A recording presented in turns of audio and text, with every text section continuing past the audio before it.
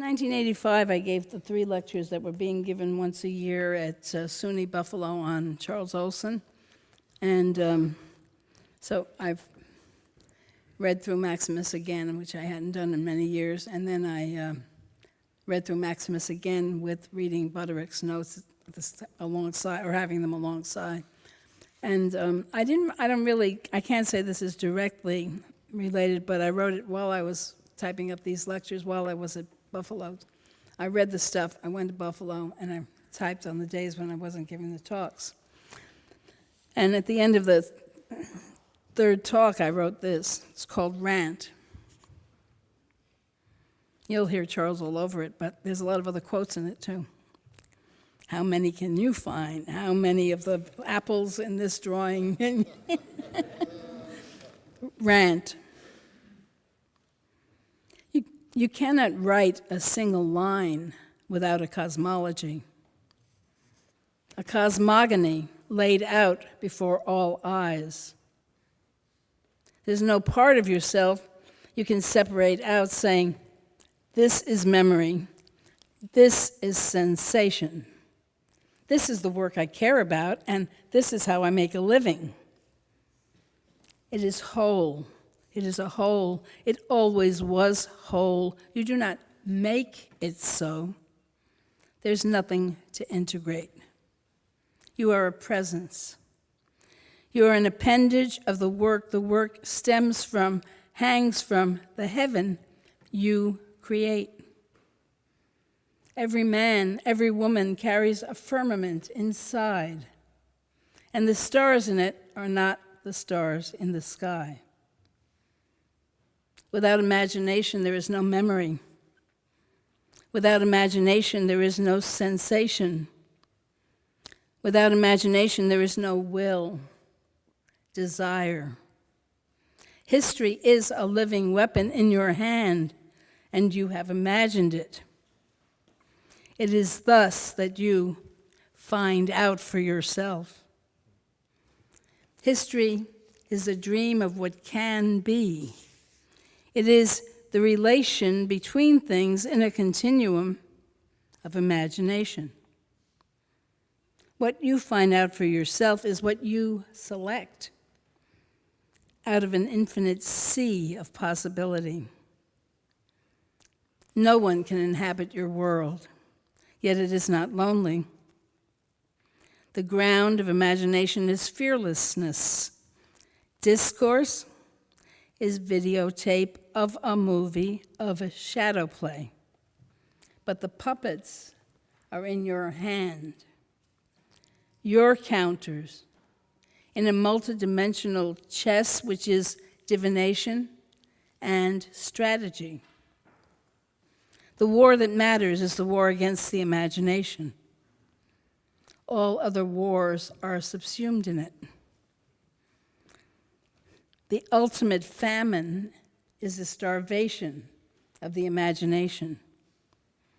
It is death, to be sure, but the undead seek to inhabit someone else's world.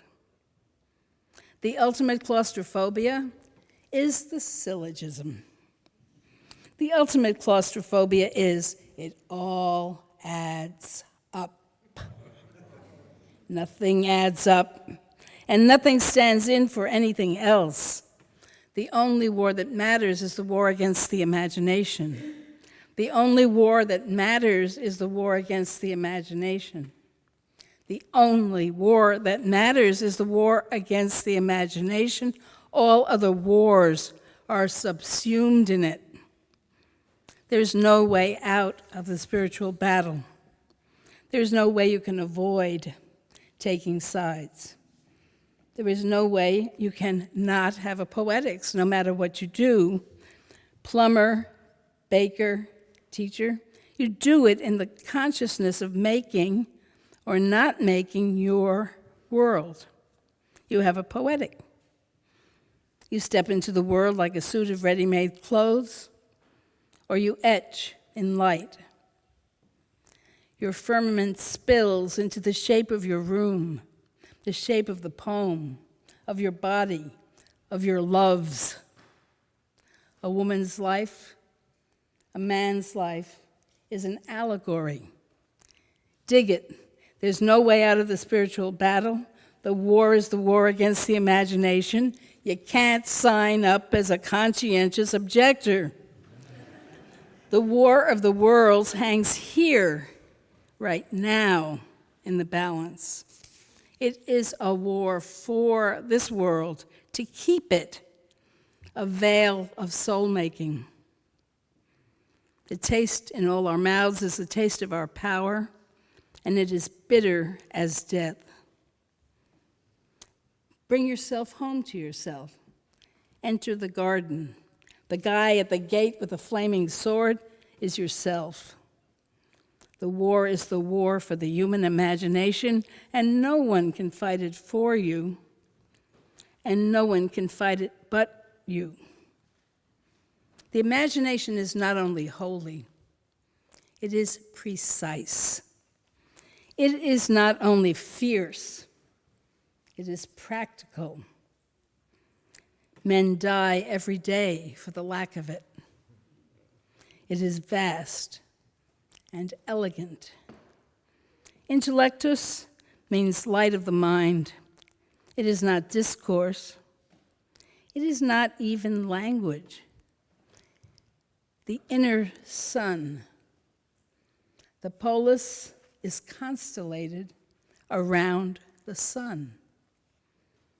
The fire is central.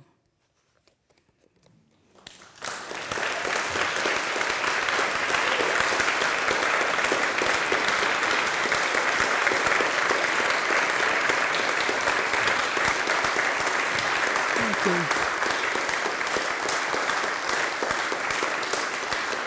Thank you.